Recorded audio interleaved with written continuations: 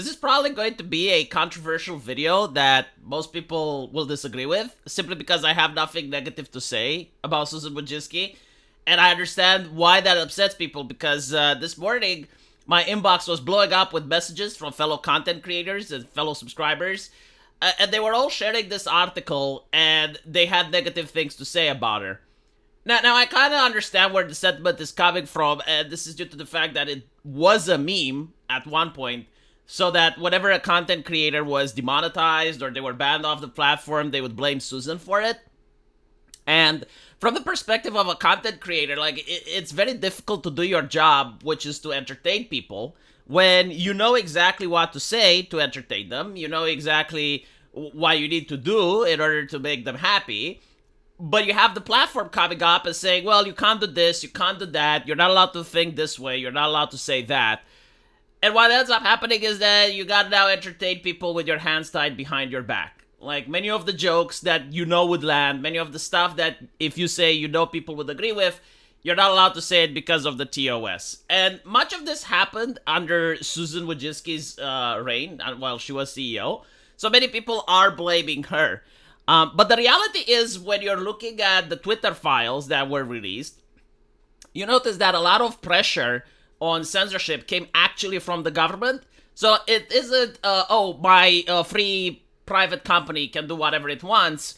No. It was like the government requesting much of the censorship. For instance, the Hunter Biden laptop scandal, everything regarding COVID, many other things.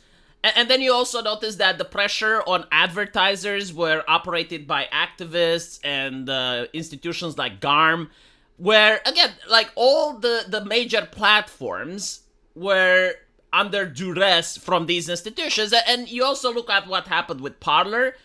Because it didn't play ball, it got shut down, like, got deplatformed. I think it was Amazon that did it. Meanwhile, Facebook, that was playing ball and was more involved into January 6th than Parler was, that one didn't get shut down. So, with all this in mind, I would say that having been a content creator from 2016 all the way up until now, Susan Wojcicki was actually the least censorious out of all the tech oligarchs.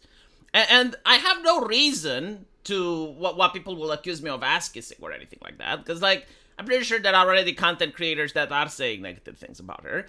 But I do remember specifically that during all these years, you could get away with stuff that you said on YouTube, but you couldn't get away with the same stuff if you said it on Twitch, if you said it on Twitter, if you said it on Facebook, right? So I want people to understand, I'm not saying that YouTube was a free speech platform. And I'm not saying that I'm happy with the situation that we had at YouTube. But under Susan, you could definitely see that there were a lot more things which were okay to say on YouTube, and they weren't okay to say on any of the other major platforms. So I do think that she actually did care a little bit about free speech. Probably because she was one of the only CEOs that actually had kids, right? So, like, she had the stake in the future.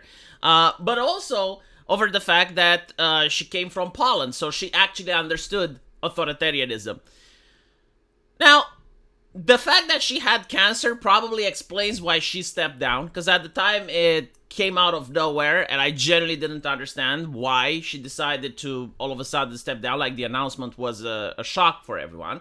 But yeah, cancer is no joke, and that would definitely explain why she wanted time alone. I would say that she actually tried to approach content creators. Like, she did a lot of interviews, especially with people that were doing Let's Plays and in the gaming sphere. The current CEO, I haven't seen him do that. And, you know, like, the question should be, is the current CEO better than Susan Wojcicki? And I would say, I don't know, I mean, has YouTube become more censorious or less? It's probably the same, right? But the difference with the new CEO is the war on ad block, right? Which, I don't know if it went that well for YouTube. In fact, I would say it actually went poorly for the content creators, because most content creators, and this is probably something you guys don't know, but most content creators were used to making a certain amount of cash, right, on the regular. Like you kind of know when you're doing YouTube for a couple of years and your channel stabilizes, you kind of know how much money you're going to make every month. But when they started doing this war on AdBlock, what ended up happening, and this is surprising to everyone, but like a lot of people found out about AdBlock. Like it is difficult to wrap your mind around the concept that there were people who didn't know. Like, I always assumed that there are people who knew, they just don't want to install it. Or they did install it, but they're like whitelisting certain channels. But no, that's not the case. Like, there were actual people who had no idea that the software exists. Now, obviously, they knew what it was because it's in the name, AdBlock. But before, like, they read it in the papers and they read it in the news, they had no idea what it was. So what happens is, like, YouTube goes to war against it. And The Guardian, BBC, CNN, everyone writes articles about it. People find out about the program. Now everyone is downloading it. And a lot of content creators notice their revenue dropping. So they're making now less than what they used to. Eventually it got back up. But like I'm just saying, that was very annoying. The community notes thing that they're also coming up is going to be cancerous. The thing with Twitter, like, community notes work because you got like a small tweet. And you're addressing the actual issue. You're going to the point. So, community notes work because they address the actual meat of the tweet. It's impossible not to, due to the small nature of tweets. But imagine you're making a live stream and it's 2 hours. And during those 2 hours, you say something like, go woke, go broke. And then it's like, community notes. Well, actually, many companies that are woke haven't gone broke. You know, so like any metaphor that you use, any exaggeration, any hyperbole, and sometimes even things that are subjective can get community noted. So I don't know if it's such a good idea. Not to mention that at least on Twitter, you trust that the system is working as intended. But on YouTube, if you have like far left activists that are taking over, and they're going to be the only ones that are community noting, I wouldn't be surprised if we see a lot of community notes on the Hodge twins, but almost no community notes on the Young Turks. So this is why I'm worried about the system. I generally don't know how it's going to end up as. But yeah, and another thing that I don't like from the new CEO is what they did with the live streams, that they're bombarding people with ads now. Wojcicki didn't do that, right? So, all in all, I don't think she was a bad CEO. Like if you replaced her with other people, I don't think the platform would have been more free speech, because we actually see what happened with other people. We see what happened with Zuckerberg. We see what happened with Jack Dorsey. We see what happens with all the other CEOs that got pressured from the government and the advertisers. And we also know what happened with Parler. So everyone either cracked or did exactly the same what Susan Wojcicki did. So this is why I generally do not feel any ill will towards her.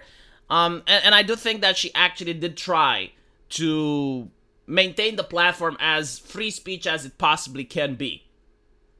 I know not everyone agrees. I know some people will be upset about the fact that I made this video and I don't just talk bad things about her. But I generally don't feel like I should. Again, I'm comparing her with the new CEO. Like, has the platform became more free speech? And take into account, like, she's not like Elon Musk, right? Elon Musk actually owns Twitter, so he can do whatever they want. But in the case of YouTube and other platforms, there's a board of investors, and you gotta do what the board tells you. So the CEO may not even have as much power as we think, right? Like, most of the decisions that are coming from the CEO are coming from the board. Anyway, I'm actually curious to see what you guys think about this, and let me know in the comments. Take care.